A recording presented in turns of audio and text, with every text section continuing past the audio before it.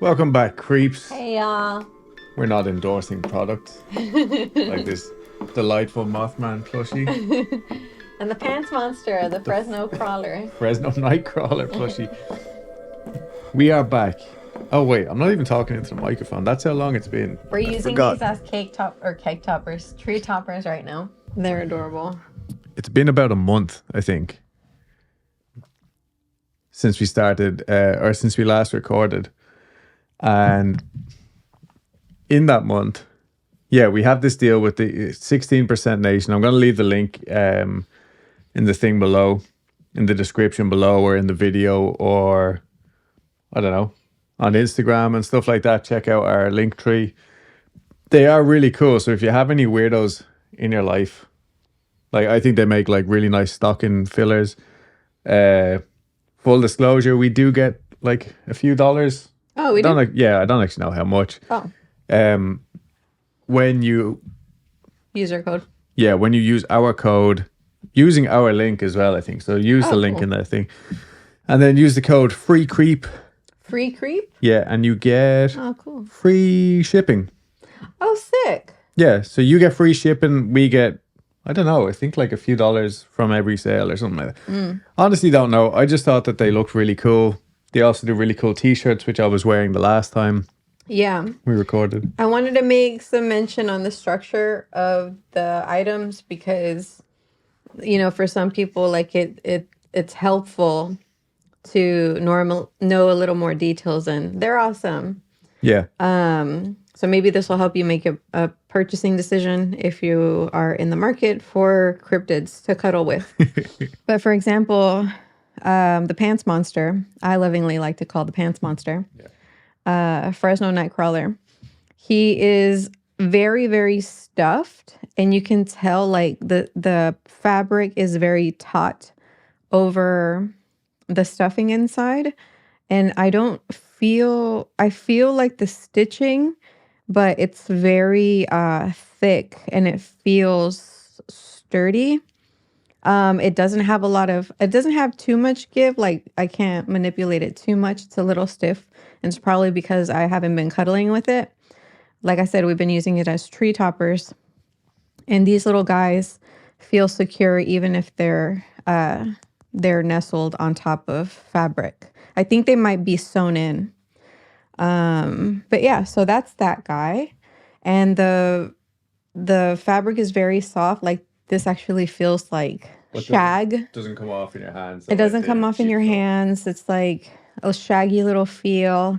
And this guy, like texturally feels the same as a Fresno Nightcrawler. I like this detail that the little wings are bigger than the body. It's just something very charming about it. Like he's growing into his wings. Well, what I actually like about this Mothman is that it's more accurate than most depictions of Mothman. Like most depictions of Mothman are like a man with wings, but he was never described like that. Yeah. It was always like 6 foot wingspan and about the height of.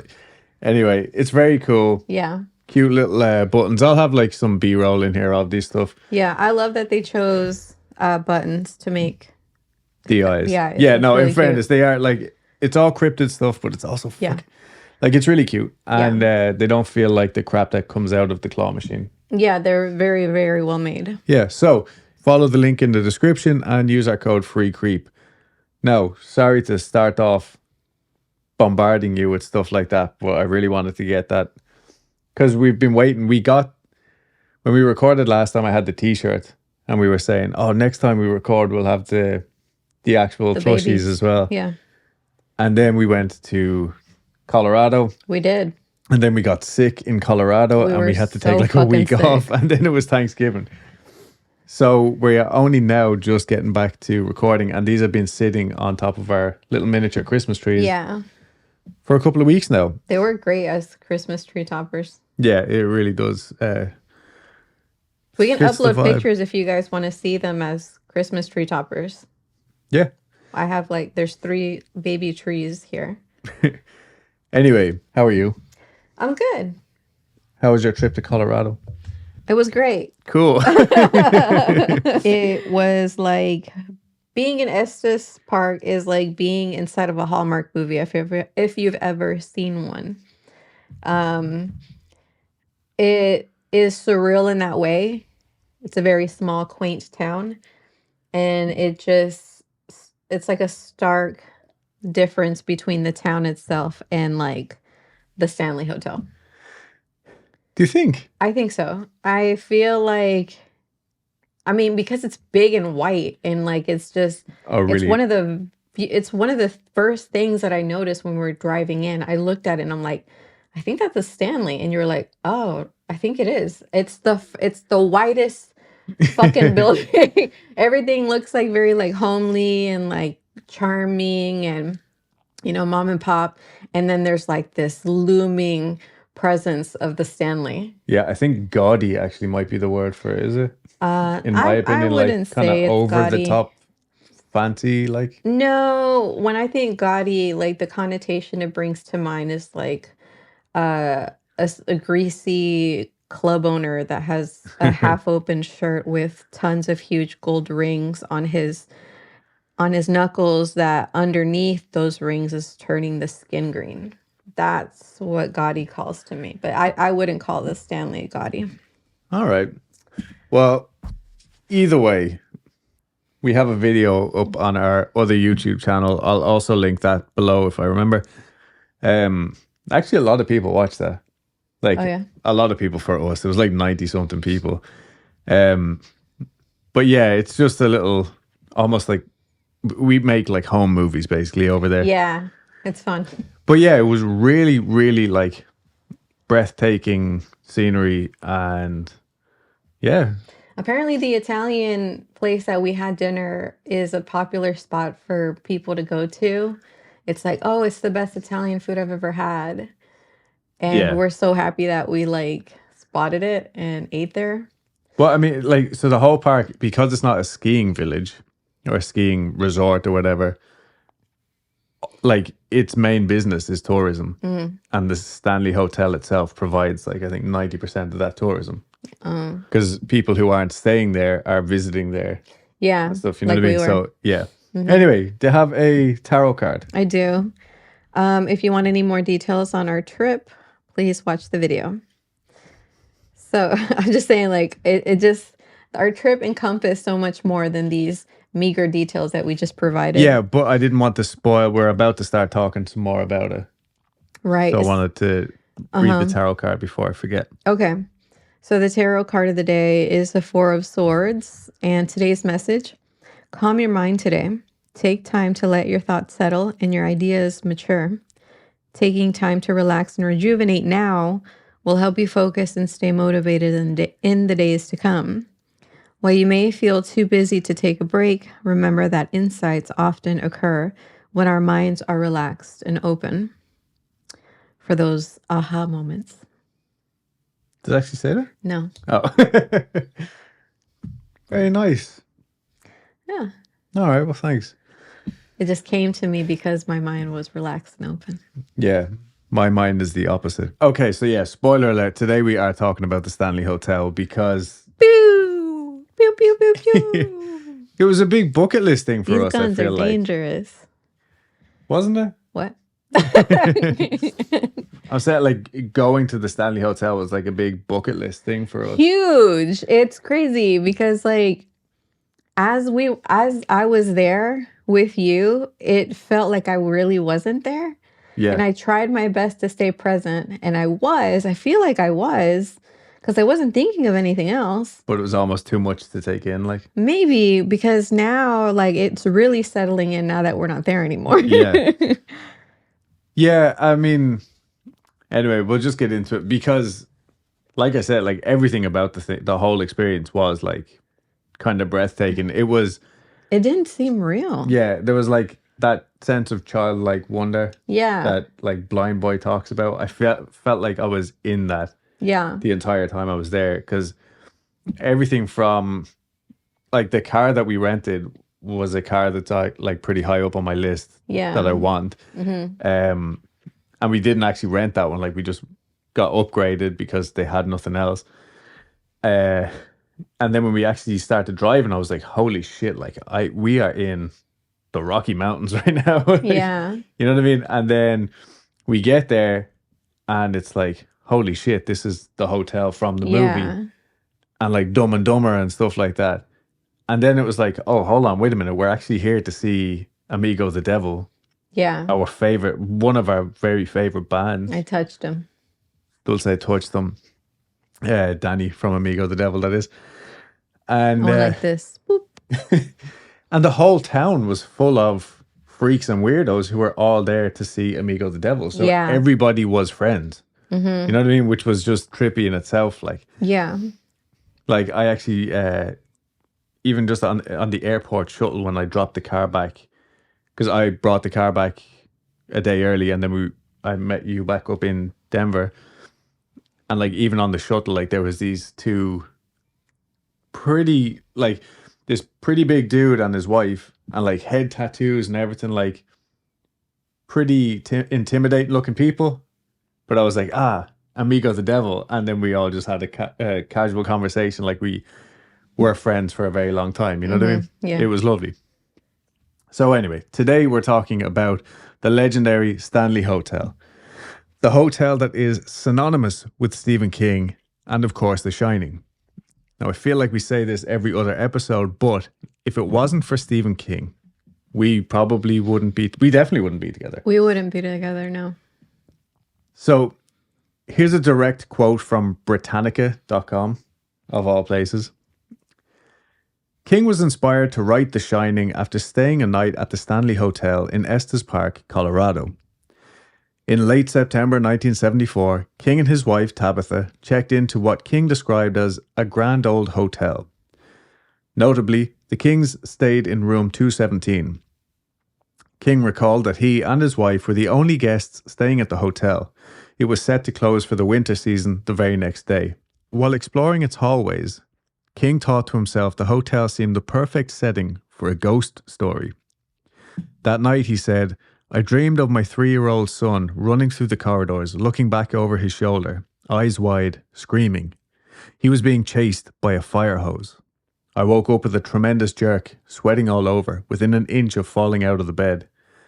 I got up, lit a cigarette, sat in a chair, looking out the windows at the Rockies, and by the time the cigarette was done, I had the bones of The Shining firmly set in my mind. That's amazing. Yeah, it is. Like, it's really cool. And like, you know, I'll put a picture here of us standing in front of room 217 and stuff. That was a good picture. It actually was, yeah. Yeah. So I now- was in the tub. You were, so in the Shining set that they have built, you were in the tub. I was in the green tub. Naked old lady. The seafoam green tub. Yeah. We were definitely those two annoying people though as well that like had all the answers on the tour. They're like, does anybody know how long? And yeah, we do. And actually, I'm not going to talk bad about the tours. The tours were lovely and like fun, Yeah. but I didn't learn anything new. You know what I mean? I did. Like, Did you? Okay. it was like, obviously you knew a lot because you were studying for this story. Yeah. I So suppose, it was like perfect timing that you were like, they'd ask all those questions that they usually don't get answers to, and you knew the answers. I thought that was pretty cool. I was like, that's right. My husband's a nerd. And yeah, so who just like, happens to have like a 4,000 word fucking episode ready. So. yeah, like I was beaming with pride. And it's funny, like I'm not even being sarcastic. Like I was very proud. But like the only answer I knew, she was like, what's the classic color that Kubrick wanted to use for his film? Can anybody tell me what color this is? And I'm like, it's fucking seafoam green. And I didn't really know if that was seafoam green. I just You didn't? No, it looked a lot like seafoam. Like I know. From makeup. Yeah, like Right. I like colors. That's funny because I actually did think you just knew the shade. But then when you were right, I was like, I don't know, you must have like read them. Anyway, The Shining is one of my comfort movies. You've watched it silently beside me on planes while I've been watching it on the iPad. I have that stupid fucking annoying habit where I'll just watch like no words, just in silence. I'm just looking at the images, and he has his headphones on and he'll like, hey, do you want to listen in? And I'm like, mm-mm. In fairness, I do that too. I watch strangers' movies. Yeah, on I do planes. that. But anyway, It's like I'm looking through your drawer. so The Shining is one of my comfort movies. I think I saw it with like our next door neighbor, my next door neighbor growing up as a kid when I was like 12. So it was like the first scary movie that I Yeah. ever saw. And then like now, yeah, it's like I have bought it. So it's on my iPad or my computer wherever I go. It's becoming that for me because you watch it so much as well. Yeah, it's just nice. For me, it's nice. Like I never found it actually scary. But I even love like the soundtrack. But I had to stop listening to the soundtrack when falling asleep because it would wake me up with like these really loud jarring parts. Or it would like go onto Smart Shuffle and just start playing random horror movie fucking soundtracks. And I would wake up in the middle of the night with like kids in my fucking ears laughing and shit. But I love the movie and I love the book, but they are two very separate entities. And it's no secret that Stephen King himself did not like the Stanley Kubrick version of the movie either. He was very vocal about the fact that Kubrick kind of just did his own thing. The Kubrick version was not filmed at the Stanley either. The exterior shots were filmed at the Timberline Lodge in Oregon, and the rest was shot on a set in London, but was heavily influenced by a bunch of apparently well-known hotels, like Americana-style hotels of the time. And I have a few random facts about The Shining, so it's pretty cool, or at least I thought it was. So for anyone who doesn't know, this is actually just one of my facts. Don't read it. For anyone who doesn't know, the family in the book are called Jack, Wendy, and Danny Torrance. And I once heard someone use the term Jack and Danny as a euphemism for vagina, and it's forever burned into my brain. What the fuck? Yeah. It was a rainy day on a building site in Ireland. Like really, it was actually quite muggy. And like, even though it was cold, everyone was like wrapped up and sweating. And there was like condensation in all the walls. It was like a shipping container that was converted. So it was gross. Yeah. Anyway. And then the fella, I think he was actually sitting beside me, like everyone breathing in each other's mouths and all. And this chap pulls out a tuna sandwich. The fella sitting across from us like breaks off mid-sentence. Like he was talking to someone and he just Jesus, the home of Jack and Danny in here. What is that? And translated from Dublin to English, that means what smells like fish. And my life has never been the same since. Like I think about this at least once a month. You would think that's like a euphemism for bollocks because there's two of them. Yeah, no. Jack and Danny, Fanny in it's that whole UK thing. and Ireland. It's that whole thing. Yeah, vagina, not. Yeah. Not What are butt. the other ones that are rhyme? Like old bean means the queen. Oh, And, we have a video about that. Yeah, that was Cockney slang. Like, Oh, yeah. yeah. So that's the first fact about The Shining. It's All right, cool. It's just Jack and Danny. Okay. Yep. Lady bits. Yeah. But according to IMDb, the scene where Jack chases his son Jack and Danny, through the hedges took a month to shoot. Partly because crew members kept getting lost and had to use their walkie-talkies for help. That sucks. Yeah, even Kubrick himself got lost in the hedge maze. Sorry, I don't think I made that clear. Through the hedge maze, not just the hedges. But yeah, even Kubrick himself got lost in there at one point, tried to make sure that it wasn't too easy to solve. Huh. Yeah. The maze wasn't even like a real maze. It was made on a soundstage, like to be a set, and there was ways through it, but even like the quick ways through it for the staff were so fucking hard to find that people just kept getting lost. And then Awesome. yeah. And then even at that point, when the staff did get lost and start shouting for help and probably panicking and stuff, Yeah. they would just hear Stanley Kubrick laughing from some distant point in the fucking That is theater so or in the twisted. set. Yeah, no, Can you he sounds imagine? like a nightmare. Can you fucking imagine you're like dying for a piss? Yeah, or like, my blood sugars are low, I need to get out. And all you can Yeah. just, Yeah. yeah. It's just like, fuck it, this is a bush, right? Yeah. The kid who played Danny apparently didn't even know he was in a horror movie, but also was said to have improvised the whole Tony bit. Oh, really? with the finger, like, yeah. oh, it's a little man who lives in my mouth. Yeah. That was him doing the finger. Like, I that like was just your impression. yeah. I'm way better than that kid. But yeah, apparently Stanley Kubrick saw him doing this, was like, yeah, that's it. That's cool. Shelley Duvall supposedly started losing her hair due to the stress put on her by Stanley Kubrick, and said, quote, I was really in and out of ill health because of the stress, because the stress of that role was so great. Stanley pushed me and prodded me further than I've ever been pushed before. It's the most difficult role I've ever had to play. Yeah. I mean, she did great. Oh yeah, she's fantastic. But Kubrick was such a perfectionist that they actually went through 60 doors over the course of 3 days before he was satisfied with the famous bathroom scene when Jack Nicholson is knocking down the door with the axe. With an axe. Which was actually made out of styrofoam. Yeah. Yeah. Who knew? Kubrick demanded 87 takes of Shelley Duvall, Jack Nicholson, and Danny Lloyd just silently walking across the street. Right?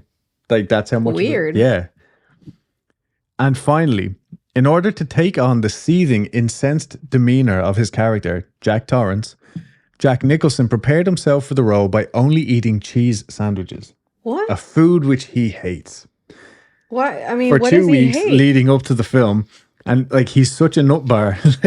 Is it the cheese or the bread that he hates? I'm assuming it's the cheese. Nobody hates bread. Like, if it I was, would have thought the opposite. no, Everyone because loves then it would have cheese, just but- been he hates sandwiches. You know what I mean? Yeah, I And nobody guess. hates sandwiches. That's absurd. But like, I am aware that I would probably be furious after eating just cheese sandwiches for 2 weeks. But still, like, as a part of his method acting, like, Yeah. it's a bit weird. Right. Anyway, so that's our little fun facts over with. We're going to get into a bit of the history, right? So twin brothers Freeland Oscar and Francis Edgar Stanley were born in Kingfield, Maine on June 1st, 1849. The family were of Scottish descent, and although not particularly wealthy, they were all very well educated. Their parents were really strict on education. At age 9, the twins began their first of many business ventures, refining and selling maple sugar. Nice. Yeah. Nice. Nice. They used their profits to buy material for school uniforms and a maths exercise book Oh. because they're wholesome. nerds. At age 11, their great uncle Liberty taught them how to make violins, an art which Freeland would go on to master throughout his life. The two went to college, but Francis dropped out to pursue a career as a portrait artist. And Freeland graduated and became a principal of a high school in Mechanic Falls, Maine. A delightful life, but also so similar to H.H. Holmes, right? And I actually reached out a few weeks ago because I was like, I'm almost sure that H.H. Holmes randomly like went back to New England and just became a school teacher or a principal of a school. Or maybe he did that before he went to Chicago. But yeah, it was driving me mad though because I couldn't find out. Anyway, while Freeland was headmastering, he fell in love with one of the teachers, Flora Jane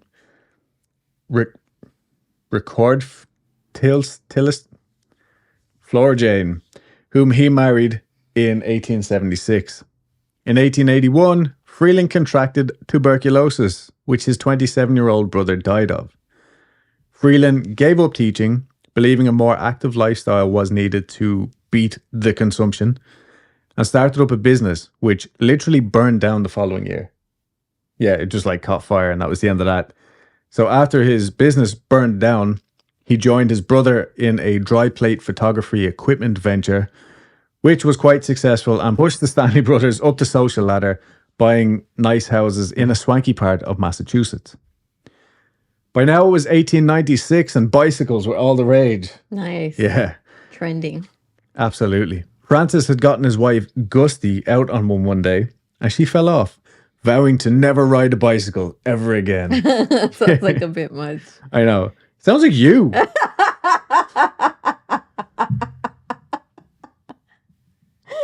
Oh, I didn't like that. Guess we can never leave the house again.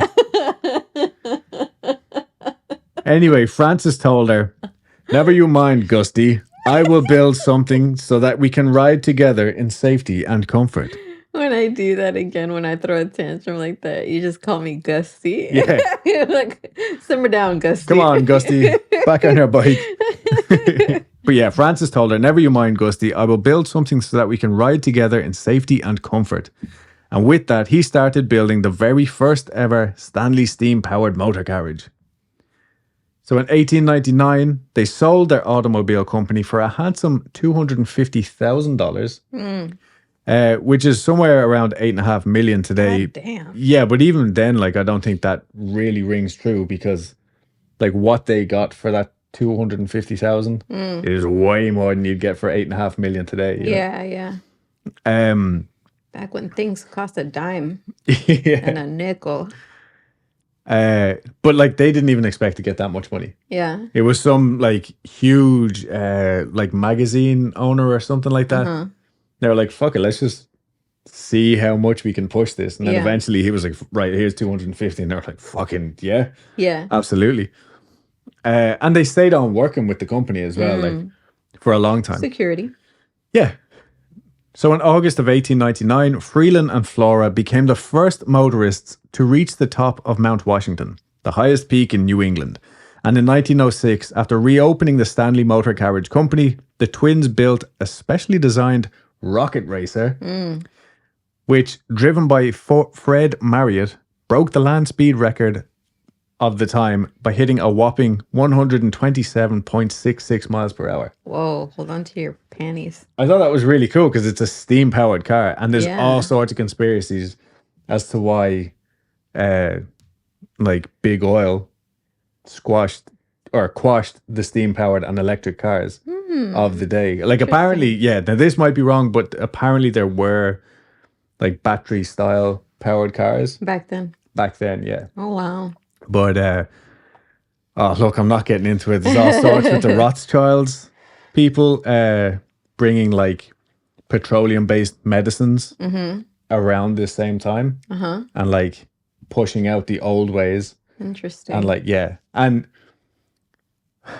I work with a conspiracy guy. I'm so sick of hearing this shit. Uncle Carl, yeah. But I do actually remember, like, my granny always saying, like, you know, there used to be this one chemist out in town, and like if you had a cough or if you had this, you would go out there and they would like mix the fucking potion in front of you, and it was like everybody went there. There'd be queues around the corner. That's awesome. But then like these bigger corporations like push that stuff out. Yeah. Big pharma. Literally, and big petrol was all linked. Big oil, yeah. So anyway, this steam-powered car was fantastic. That's what was in the lobby of the hotel. Okay. Yeah, that was a steam-powered car. Okay, cool. Anyway, before they broke the land speed record, in 1903, Freeland's consumption made a very unwelcome comeback. This time it was life-threatening. And at this time, like in the 1900s, the most common course of action for a lunger, like Freeland, was to escape to the fresh mountain air. Now, I went way too deep here, trying to learn the history, and then realized it's probably only interesting to me, like personally. So I'm going to summarize a lot here, rather than getting off track. But Freeland went to Denver, where a tuberculosis specialist advised him to spend some time in a house, not a hotel. He was like, this is better for your health. But he had apparently just been given like 6 months to live. So I think the doctor was like, just get comfortable. Yeah. And wait out your days. But by June of 1904, which was I think 9 months after the resurgence of the consumption, Freeland was still feeling shitty, but he was still alive. And so he decided to get out of Denver itself and go to Estes Park, was recommended by the doctor. And I actually think I also read that the doctor gave him his summer house. Yeah. Again, thinking that like, it's not going to last. Yeah. So he sent his wife on the train and then set out himself in one of the Stanley steam cars. Nice. Stanley steamer. Yeah. It sounds gross. But yeah, so he drove from Denver to Estes Park, the same drive that we did, only he did it 120 years ago in a self-built steam-powered car. Nice. We had a four-wheel drive 4Runner, and I was still like, gas, and I was still like struggling, I felt like, coming up and around those things. And we had Google Maps. Yeah, we did. We sure did. Freeland didn't, and No. he got lost, and he spent the night in Boulder, but eventually made it up to Estes Park. And here he fell in love with the mountains and everything about the whole area. They ended up building a house and eventually bought land to build the Stanley Hotel. And apparently they only built it because they had so many guests visiting them. Like, that's one of the kind of urban legends. It's like, we cannot continue to host people here. We're going to need to build a guest house. Yeah. Which turned into this grand... Like a holiday home. Yeah, this extravagant fucking hotel. And like, here's actually where I got a little bit sidetracked, because the person he paid for the land didn't actually own it. Oh. Yeah. Swindler. Oh, absolutely. From Ireland, no less. Oh, no. Yeah. Sorry about that. But he was a unionist, which meant, like, I'm pretty sure, like, he was loyal to the Queen and stuff like that. So he was British Irish. Oh, okay. You're forgiven. Yeah, I am. Yeah. Yeah. So it was like the Earl of Dunraven. You're not related. Absolutely not. Or Lord Dunraven. So he ended up in Estes sometime in the late 1800s and just decided, oh, cool, this is mine now.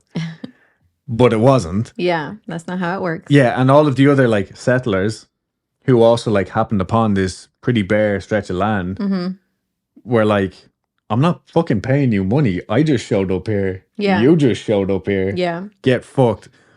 And this went on for years and years. And there's like reports of Lord Dunraven writing saying like, I'm having a really difficult time collecting taxes. And then eventually he left of his own accord. Yeah. But I also read that he was run out of the place. Yeah.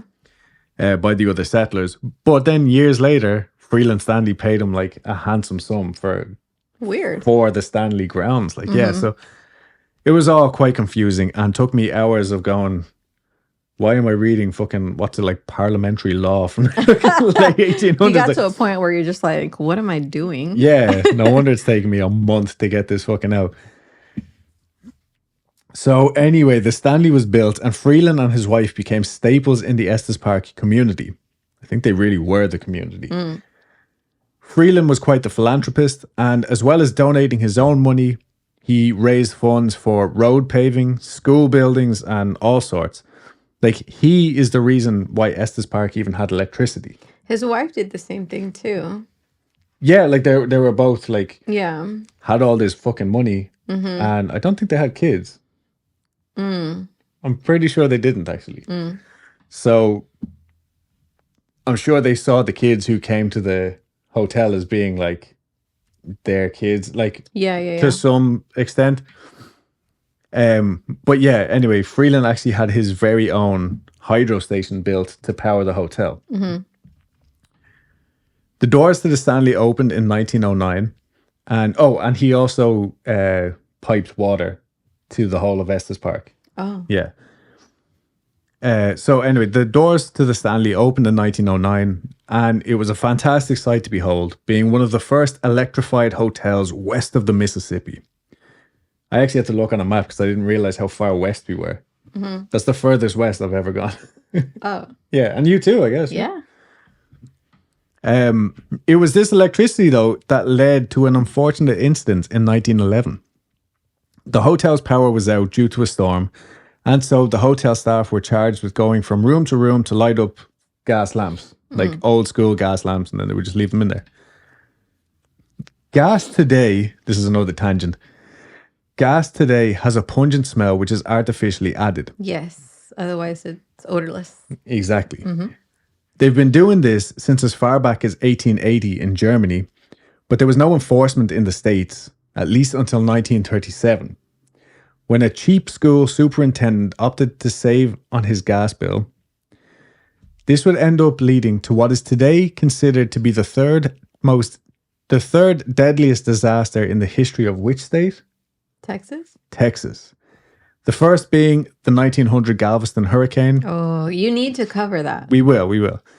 The second being the 1947 Texas City disaster, both of which we will end up covering maybe in the same episode.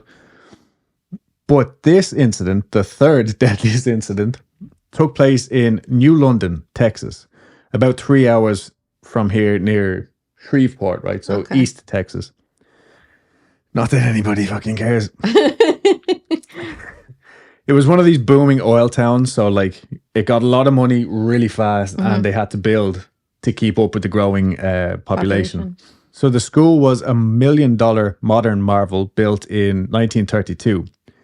In 1937, though, the school board decided to cut costs, and they dropped their contract with the United Gas Company and instead paid random plumbers, by the sounds of things, to tap into a local residue gas line. If you've never been to Texas before, fucking dangerous. Yeah, because it was. If you've never been to Texas before, you might not know this, but wherever there's oil, they have to burn off the natural gas residue.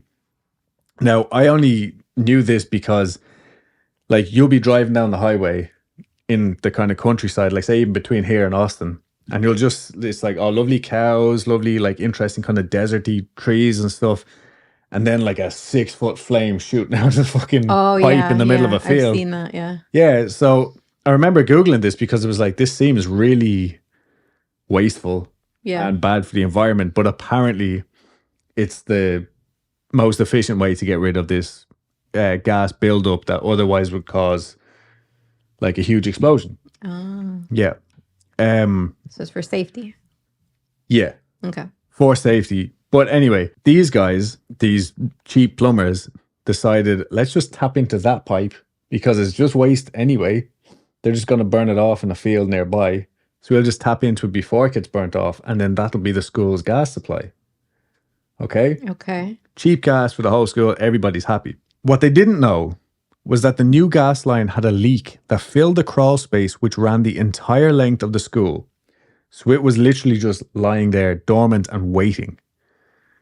Then, at 3:17 on March 18th, a shop teacher in the school turned on an electric sander, which is believed to have caused the explosion, which according to witnesses caused the walls of the school to bulge out before the roof lifted off and then crashed back down, collapsing the main wing of the whole school. Holy shit. Yeah. That sounds like a fucking cartoon. Literally. So, and my next note is, like, if anybody has actually read the movie It, or I suppose watched the new movies. Read the movie It. Read the book It. Or watched the new movies where it kind of dives into the history of Derry, where it is set. Yeah. Like, this actually sounds like a Pennywise-induced nightmare from Derry, doesn't it? So ultimately, there were around 295 people killed that day. Damn. Yeah, like almost either instantly in the explosion or around there. Or in the rubble, basically. Most of those killed were students from grades 5 through 11. Damn. Now, I don't know how old that is. Do you? 10 years old?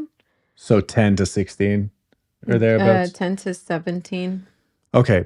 And as awful as it sounds, it could have actually been a lot worse, but the younger classes had been sent home early. So there was some like scholastic event the next day or like a meetup or something with other schools. So thankfully the school wasn't as populated as it normally would have been. But there were still 295 dead. W.C. Shaw, the superintendent who signed off on this gas deal, lost his son, a niece, and a nephew. But in true Texas fashion, he was actually almost lynched for his part in the disaster. Damn. Yeah. Now, it said he stepped down, but I think he actually ran out of town. Yeah. Because he was almost lynched. Yeah. And today there is a museum and a monument in New London which houses a telegram from none other than Adolf Hitler himself. What the fuck? Expressing his sympathies, his condolences. He has those? I mean, he wasn't Hitler then. It was 1937, so he was only Hitler. Interesting. You know, he was like... the angry art school dropout. Well, I mean, he was the leader of Nazi Germany, but World War II hadn't happened. Anyway, this led to the odorization of natural gas in 1937, but that didn't help the Stanley when they lost power on June 25th, 1911. Which is what the episode's about. We're back to the Stanley. Here we are. Yeah, okay. Welcome back, everyone. Chambermaid Elizabeth Wilson was going from room to room lighting gas lamps when she got to the room that is today the notorious 217. At that time, it was the presidential suite and was comprised of 217, 215, and according to one tour guide, some other third room that I can't remember. I'm assuming 216. Unbeknownst to Elizabeth, or anyone else, there was actually a gas leak in the room. And so when she opened the door wielding a lit candle, there was an instant explosion. Now, the best account I could find of this was on eptrails.com or estesparktrails.com from an interview with the Stanley archivist, Jesse Freitas. The explosion sent Elizabeth through the floor into the McGregor dining room directly below where the prom was that night. Yeah. And destroyed the entire west wing of the hotel. But miraculously, Elizabeth survived with just 2 broken ankles. Damn. Yeah. Freeland Stanley paid for her medical bills, and when Elizabeth eventually returned to work, they promoted her to head chambermaid. And she worked at the hotel until she died sometime in the 1950s. Dang. She lived in a nearby cottage, so I think she would just walk back and forth regardless of the weather, right? And she was found dead in her house one afternoon after she had shown up for work that morning and seemingly disappeared after a few hours. The weirdest thing, though, was that when the doctor examined her body, he said that she had died the night before. Bum, bum, bum. Who was phone? Who was phone? So, Elizabeth seems to be the first ghost of the Stanley, showing up for work even after she woke up dead. But she didn't stop there. She seems to stay active at the hotel, putting people's clothes away, turning on and off lights, specifically in room 217, I think, and even helping some people get ready to leave, especially unmarried couples who spend the night. She's old school, okay? I think she was like 90 when she died in the 50s. Damn. So these people are sinners and should be punished. Should be asked to leave. Yeah. Other people have reported, like other unmarried couples have reported, like feeling somebody wedged between them in the bed and like a cold spot and stuff like that. I don't know how true this is. That's funny. But Cock blocker from beyond. You harlot. But yeah, like I said, this activity is specific to room 217, but there's general poltergeist activity reported like throughout the entire hotel and its grounds. Now, I'm not going to ruin the tour that we did there either, because the stuff was copyrighted. But to be honest, they actually didn't even touch on half the ghost stories that I had already heard. Yeah. That's why I was like, oh, I don't even have to worry about that. You know what I mean? So, like I said, I'm not going to ruin the tour. Like, definitely do it if you go there, because it's absolutely. fun and you get to see parts of the hotel that like otherwise you're not ever going to see. Yeah, for sure. We did the Stanley or the Shining tour and the Ghost tour. Yeah. The Shining tour was arguably a lot better. Yeah. Superior. It was jam-packed with information. And ghosty stuff as well. Yeah. Other common experiences include hearing Flora Stanley playing piano in the concert hall at all hours. The concert hall was actually built specifically for her as like a gift from Freeland with, I think, a grand piano at the time. Oh. Yeah. And also her and Freeland have been supposedly seen holding hands on the staircase in the hotel lobby, just watching over the commotion. Oh. Which is lovely. Like, Yeah. like all of the reports that I've heard, like ghostly or otherwise, these two people seem to just be absolutely lovely. Like, now the floor that seems to be the most active is actually the 4th floor, which is, I guess, where we'll stay when we go back. Yes. It was once used to house children. As like in, they'd literally just throw the kids up there and be like, go nuts, kids. Yeah, so like these rich people would like, there was nannies rooms and kids rooms up there. So like guests today report hearing children just running around, playing, giggling, and apparently closet doors on that floor just open and close of their own accord. Like there's little kids playing hide and seek. And in room 428, the ghost of a cowboy is said to show up just sitting at the corner of the bed. Oh. Yeah, full cowboy garb, full on apparition, who most people think was a dude called Rocky Mountain Jim Nugent. Yeah. So old Rocky Mountain Jim mostly appears to the ladies, you know. Because ladies. Because ladies. And has even given some a spectral kiss. Oh. And it's kind of pushy. But the most terrifying thing is some people have actually reported like waking up to him leaning over to kiss them on the that's forehead. terrifying. Like, you know what I mean? I'm starting to think this might just be a member of staff in costume. Being like, shit. hey there, name's Colorado or Rocky Mountain Jim. Want to see my Rocky Mountain oysters? Yeah. And like, I'm Gross. sure there's ladies out there that don't argue. I don't know that I would argue. Hey, we're not gonna. I haven't seen Rocky Mountain Jim. I'm not going to judge you guys. We're not gonna. Yuck your yum. There it is. But I do think that maybe we should get cameras on room 428 and make sure that it's not just a member of staff. Let's talk about Connor Randall, though. You may know him from Hellier, Haunted Objects, or maybe even a little show called Ghost Adventures. Yes. Did I pay $2 to buy the Ghost Adventures episode of the Stanley just to see young bleach-haired Connor Randall? No. I definitely did. Did I learn anything from this? Not at all. Like, literally nothing. I just wanted to watch him because I remember watching Hellier for the first time and going, I fucking know this dude from somewhere. And I guess we had just been watching Ghost Adventures, so I was like able to like put two and two together. His interview was so short, and it was just at the start. I was like, what a waste of time. Yeah, because he had been working there for a while. Yeah, he had been working there from like when he was 16 or something. Yeah, so like the perfect person to interview. Yeah, but they only interviewed him about his like heart surgeries, which is a big deal, but it was nothing to do with the ghosts of the thing. Anyway, Connor has a special relationship with this hotel because as a child, he did undergo 2 heart transplants. And to celebrate his recovery, his family brought him to the Stanley for the weekend every year on the anniversary of one of his... Oh, that's nice. Yeah, heart surgeries. He had grown up in Denver.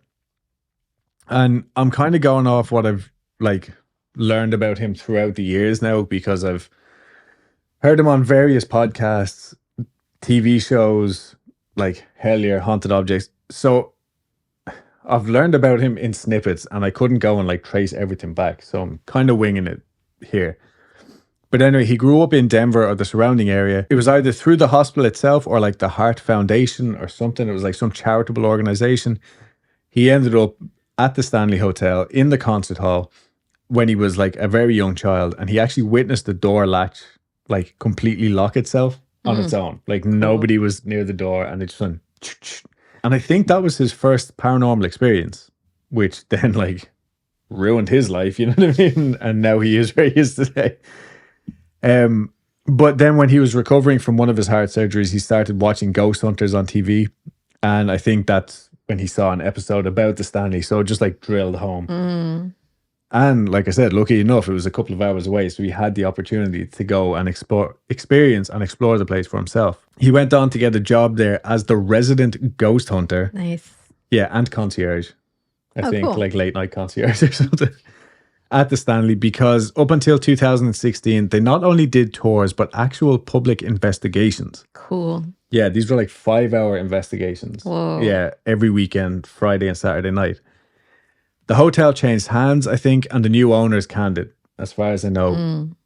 The guys didn't actually get that much of a notice, and they never got an official reason. Whoa. They were just told, like, as of this date in 2016, we are no longer performing these Investigations. Yeah.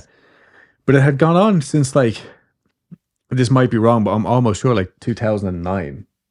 So, like it was sad even from an outsider's perspective because ghosts 100% saved this hotel. Like this hotel would have gone to the dogs 40 years before if Stephen King hadn't written The Shining. Yeah. If Jim Carrey hadn't gotten spooked and run out of the place, which I don't think we even mentioned yet. Oh. No, I think I forgot. No, we haven't even. No. Yeah, so Jim Carrey, when he was, because they filmed Dumb and Dumber here, Jim Carrey was like, let me spend the night in 217 where Stephen King did and like ran out in his underwear apparently. Yeah, like within Never hours. went back. Yeah. And has never told anybody what's happened. Refuses to talk about it. But like, if it wasn't for these rumors and stories, the hotel, which closed every winter up until 1986, Yep. like had passed through so many hands. Like Freeland Stanley himself bought it back off people just to keep it going. Oh. Yeah, for like years. And then all of a sudden they were like, yeah, you know what? Fuck this whole ghost thing. We're going to back off. And I did think it was interesting because like I was standing outside. You were chilling on the porch of the lodge. Mm-hmm. And I was just rambling around, seeing if I could get any like nice pictures or whatever. And I actually heard like an older group, and one of the ladies was like, what's going on? And the dude was like, oh, I don't know. Apparently it's like haunted or something. There's like tours where they go around telling ghost stories or something. Mm-hmm. And I was like, dude, how did you end up here if that's like if you didn't come here for the ghost? Mm. Well, it's funny that you mentioned that because while I was sitting on the porch at the lodge, a family came up just to look at the hotel and just like check it out, like just to check it out because it's like there's a lot of people walking outside. Like, you know, usually in hotels there's no people walking outside or congregating outside. Yeah, that's true. So they drove up and like they've heard of the Stanley Hotel, but they don't know what it entails. Right. So like they showed up and they were like, yeah, no, we're just coming in here visiting our son. He lives in the area and we just wanted to come up here and see what was going on because we saw a lot of people up here. Oh, okay. And, you know, people literally just stumble upon it. Yeah, yeah. Or they're just like, oh, Stanley, I've heard of it. And they'll just drive by. Yeah. Well, I mean. So that's how they end up here. Fair enough. And it is like a really high-class hotel, I would say. It's only got like 3 stars. Yeah, which I think that's is wrong. Weird. Yeah. Because even like the food, everything was like the food very was high quality. Phenomenal. We're going off on a tangent here. While Connor was the resident ghost nerd, he had a whole pile of like really cool experiences, some of which were documented in the series Spirits of the Stanley. This was, I think, just a web series, but it's really well done. I think it's Carl Pfeiffer's first project as a producer, editor. Carl Pfeiffer, who then went on to do The Unbinding and Hellier, like season 1 and 2. It's available on the Dark Zone Network's YouTube channel or Carl Pfeiffer's personal YouTube channel. He has like a playlist. So it's all there in order. It's really cool. It's really fun. It's like old school Ghost Hunter TV show, you know what I mean? From 2016, which was almost 10 years ago. It's just terrifying. So Connor is joined by Carl Pfeiffer, Michelle, and a camera operator whose name I unfortunately didn't get. But it was here that they began to develop what is now the legendary Estes Method. This is a method of combining a common SB7 spirit box and sensory deprivation using not just noise-cancelling headphones, but noise-isolating headphones. That's what Carl Pfeiffer himself said is the big difference here. And this is like what drummers would use. Conor Randall is a drummer, hence why they had these headphones like just lying around. So we did do a little experiment here like a few weeks back, or like 2 months ago now, when Manelli was here. I'll have that video ready probably a couple of days after this comes out. It was fun. I don't know that we got anything serious from it, but it was still like a fun little experiment. It's kind of compelling, yeah.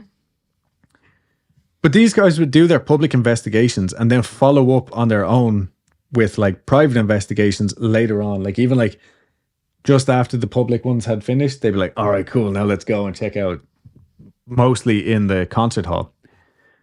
And then they would try to expand on some of the answers and evidence that they would have gotten earlier on. And I'm pretty sure it's thanks to these guys that we know about Lucy. And Lucy was a spirit who would show up quite often in their sessions, and they got to know her quite well. She even seemed to have a little crush on Carl. Ah. Yeah, and when the Spirits of the Stanley, this isn't a spoiler because it's been out for like 7 years or something. No, we don't want to get sued. No, but this is all Spirits of the Stanley stuff. But like when the investigations ended, Carl actually told Lucy, if you want to come home with me, like now's your chance. I'm opening the door. Feel free to come with me. Yeah, like that's the level of the relationship that they had with all of the, like it wasn't just her, it was her specifically because she was like a 12 or 13-year-old girl. But there was other like funny spirits, like this dude Eddie who would show up. At the beginning, he would just show up with this obnoxious BO smell. And then over time, this like gradually changed into a whole personality that ended up showing up in Hellier. Oh. And now, like, anytime they're doing like experiments, they'll get like a spirit might come through and just call Carl a jerk. And they'll be like, is that Eddie from the Stanley? And they're like, yeah. You know what I mean? But That's neat. Yeah. Lucy specifically, though, was a homeless girl. And sometime in the 70s, she was sheltering in the concert hall until she was discovered one night and got kicked out. Sadly, she died of exposure because it's the Rocky Mountains, and presumably this happened in the wintertime. It's fucking cold out there, y'all. Yeah. But upon investigation, however, there was no record to be found whatsoever of anyone being found dead of exposure or any other trace of this young girl. Now, the hotel used to close down every winter, like we said, until 1983. But I guess that doesn't really mean anything, because if the hotel's not being lived in for the season, it surely would have been easier for somebody to seek shelter there. Yeah. But then why would they have kicked her out? I don't know. Anyway, there was no evidence of her. And the team of the Spirits in the Stanley and the hotel are saying, like, we have this story, but we can't prove it. This is just information that we've gotten from like EVPs and spirit box sessions and stuff like that. But I found this really cool picture accompanying an article, which was just a collection of people's scary experiences at the hotel. And I'm just going to quote the story, honestly. It's from thoughtcatalog.com, right? I'll show you the picture now in a second. Oh. We were told to take lots of pictures, I'm sure to try and capture orbs or ghosts. Many green orbs were caught in pictures, but I don't think anything is as creepy as this photo taken by my coworker, a little girl in a hot pink dress, who was definitely not on our tour. And apparently years ago, a young girl, aged 12 to 13, by the name of Lucy, was squatting in the basement of the concert hall, which is where the photo was taken, and she was discovered upon plans to begin some construction. She was forced to leave. The night got below freezing and she froze to death. Everyone on my tour has vouched that this little girl was not on our tour. Who wouldn't remember someone wearing that hot pink? The man pictured is our tour guide. No one would have been in front of him. I am convinced this is the ghost of Lucy.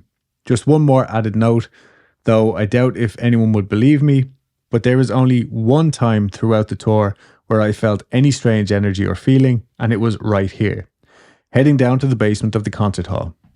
And then picture is saved on desktop because I saved the picture on my desktop. Like it literally says on his script, picture saved on desktop. I forget. I am Ron Burgundy? Yeah. Whoa. Yeah, right. So this is, I was confused by this. So the table is here, stairs going down. This honestly could be Carl Pfeiffer. And then, yeah, this person right here. Wow. So that it looks like they're wearing like a little beanie, like a woolly hat. I don't see that, but I'm thinking like even like a shell jacket rather than a pink dress. Yeah. Which maybe would have been more appropriate for the time and the fact that she was apparently like a homeless girl. Wow. But yeah, I thought that was actually like a compelling photograph. I don't remember ever seeing a picture with color. Definitely not pink. Yeah, right. Like everything about it is kind of nuts, to be honest. Also, for the record, Connor Randall said in his interview with Jim Perry for the Euphomet podcast, check, if you haven't listened to Euphomet, it's High Strangeness at its best. It's very, very good. Check them out. But yeah, his episode was, I think, like the 6th episode out of like 50 something. And he told Jim Perry that room 407 is the only room in the entire hotel that he would be worried about spending the night alone in. Really? Yeah. He has witnessed the bathroom door slamming shut incredibly hard, the main door also locking itself from the inside, and all this kind of crap. Yeah. And then I found other accounts from this room saying that Lord Dunraven himself has been seen in here. I don't think that's got any standing, because Dunraven was run off the land before the Stanley was even a thought. Like, you know what I mean? But that's not to say that it's not just some other man from the time. Yeah. You know what I mean? Like in period garb or whatever. Creepier still, though, people have reported seeing a face in the window when the room is known to be vacant. Oof. Yeah, now that genuinely freaks me out. Like, People seem to have all kinds of experiences throughout the hotel, though. Like, I also read one brief account of a couple who were standing outside in the snow, looking down at the bar, where I actually took a picture of, it was like a little water feature or whatever, and there's like an outdoor bar. And they heard a breathy voice whisper something clear but wordless, like right in their ear as they stood there outside in the elements. I thought like that was really interesting because it just shows that it's the entire campus. Yeah. Like not just individual buildings. The ice house, which was literally used to house ice back in the day, apparently has a couple of ghosts, and today literally has a frozen dead guy in there who they affectionately refer to as Frozen dead guy. the frozen dead guy. There is the ghost of a dog and a fluffy white cat. And then there is also the tunnels beneath the hotel, which are honestly creepy as fuck. They are, especially like seeing the pictures that our tour guide showed us of ghosts in the fucking tunnels underground. I Terrifying. genuinely think I have written down that it was a psychic type experience. Yeah. Because it's the weirdest paranormal experience I think I've ever had. And it was when we, like, so this is just like the main reason why I would recommend getting the ghost tour, honestly, is that when you go down into these tunnels, he turns the lights off. Yeah. And you just have to walk down by the light of his phone or his flashlight or whatever. And it's not like, it's not paved floor and like, you know, walls. You're literally underground surrounded by rock. Yeah, so the hotel limestone. was built off of the bedrock of, which actually so was our hotel that we stayed in, was just built off the side of the mountain and they left the walls bare, which is really cool. But as we were walking down and his light shone around and oh shit, there's the rocks from the mountain. I pictured like a little girl like cowering back behind the rocks as if to be like, oh shit, they're coming. And she had big hair. And I was like, oh, that's definitely just me freaking myself out because there's rocks and it's dark. So I stood there because I was freaked out. I was like, fuck it, I was just going to stand here. And like nothing weird happened until he showed the picture. And it was literally what I had fucking seen in my mind. And I was like, I did get goosebumps then because I was like, no, that is way too on the fucking nose. Like, you know what I mean? Her hair wasn't quite as like big and bushy as I pictured. But everything else was like spot on. And I was like, that's fucked. Yeah. It's funny because like as we were slowly in there and as he was telling stories, I felt more on edge. Right. Naturally, because these were scary fucking stories. Yeah. And I was like, man, like the scariness feels like tangible. Like I don't scare, like since I've gotten older, like I feel like, and because I was starting to understand these paranormal things, like my opinion is starting to change. I don't get too scared. So like, I was like, you know, like just chilled out, but I couldn't help but like feel like the air changing. Like I could feel that people were getting scared. It was like getting thicker, like. Yeah. And then he said, oh, this is like limestone. And I'm like, oh my God. So this is just exacerbating like the situation here. Right. You know what I mean? Like it's just putting everyone on edge. Yeah. You know what I mean? And at that point, like right before he mentioned the limestone, it really put me on edge because I thought I saw something. I remember you saying that, yeah. And it scared the fuck. Like I went from calm and then thinking I saw something to my heart, like I felt my heart in my throat. I was so scared. And we had been like separated at this point. So you were standing way down the edge and I was standing at that rock where I thought I imagined a little girl. But yeah, no, I think like from start to finish that the entire 4 days that we were there was just mental. Yeah. You know what? In the beginning of the episode, I was saying like, it kind of felt like I was there, but I wasn't. Yeah. I think it was because we did so much and we didn't have a lot of time to just stay still. Yeah. And really soak in the place. We were just enjoying like the influx of information and experiencing and stuff. But like I felt like I didn't have enough time to like savor the experience. It's like, here's all these sensories, overloads. Okay, you know? now we have to go here. Now we have to go there. Now we have to. So like, I already am like a slow thinker and I digest things very slowly. So I think for me to just fully appreciate my time there is to just take it slow next time. Yeah. I think you probably better off going on your own because I have a terrible habit of fucking block booking our trips.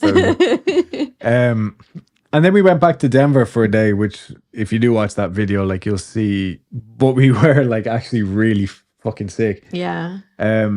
Between just like the cold mountain air being a shock to the system, I think being up at like a higher altitude didn't help. No. And then like screaming and shouting at the concert the night before because of course we knew all of the words and it's a folk thing, so it's like you know but the thing is like, well, I mean, I didn't know I was sick until, I did. I felt sick before we left, so I was like, I didn't know I was sick until we landed back home, and I'm like, I think I'm sick, and I think I've been sick this entire time. Yeah, like I literally remember going like, oh, this feels crap, but I'm here, so I have to enjoy it. You know? Yeah. And I'm glad I did, because if I was at home going to work, I would have called out sick probably all those 4 days. Yeah. But anyway, then to round it all out, the last day we went to go and see Meow Wolf, the Meow Wolf exhibit thing in Denver. And I can't recommend it highly enough. Yeah. Honestly, it was this really cool, like interactive art. This huge display. art installation thing. Like, I don't, like it's, so every Meow Wolf is supposed to be different. And this one was supposed to be like you're at a train station or something like that. You're at a station that takes you to different areas, different dimensions, alien dimensions. And it's really fucking cool. Yeah. Everything is interactive. Like you can touch everything. It's really except for the cool. Fire extinguisher boxes. Don't open them. The alarm goes off. But it's really fucking cool. Like it was amazing. I'm so glad we got to go. But it's crazy how like Estes Park in Denver are only an hour away, and they feel worlds apart. Like they feel so different. They look so different. Also, like, and this is probably a very touristy thing to say, but the people that we encountered on our trip were all so lovely and obliging and friendly. Like, you know what I mean? Anyway, also what I completely left out was that like Freeland Stanley didn't die until he was like 93. Sick. He like just overcame his tuberculosis. He was like, nah, fuck all that. He was like, fuck you, TB. Yeah, he ended up like climbing mountains and all. Nice. In Denver. Or in Estes Park. I have a really long list of sources, so bear with me for a second. ebtrail.com, Britannica.com, goodhousekeeping.com, mentalfloss, smithsonianmag.com, legendsofamerica.com, westward.com, gasodorizer.com, nightlyspirits.com, Euphomet podcast, Spirits of the Stanley. And I think that's it. Everything else I mentioned in the thing. Definitely listen to Euphomet podcast, and if you like ghost TV shows, which I'm sure you do, check out Spirits of the Stanley. It's a ghost hunters, ghost adventures type show without all of the dramatics. There's some dramatics, but it's like very amateur, very cool, very well done. And there was something that I'm forgetting, but I don't know now. Don't forget to check out 16% Nation for your bitchin' little cryptids. No, this is my face. Cryptids to cuddle. Yeah. Use our code FREECREEP and make sure to click the link in the description of the episode or video or whatever you watch this. If you want to watch our other video of the Stanley or of our trip to Estes Park, it's on our YouTube channel, Adam and Dulce. If you can't find it, just message me. I'll give it to you. If you end up buying a cryptid, let us know which one you buy and what you think of it. Yeah, we'd actually love to see. Yeah, and we're limited on space. Yeah. So... but also check out the t-shirts that they have, because I'm super impressed with the one that I have, and I will be getting more. Love you all. Have a great weekend or year or whatever, and yeah, bye.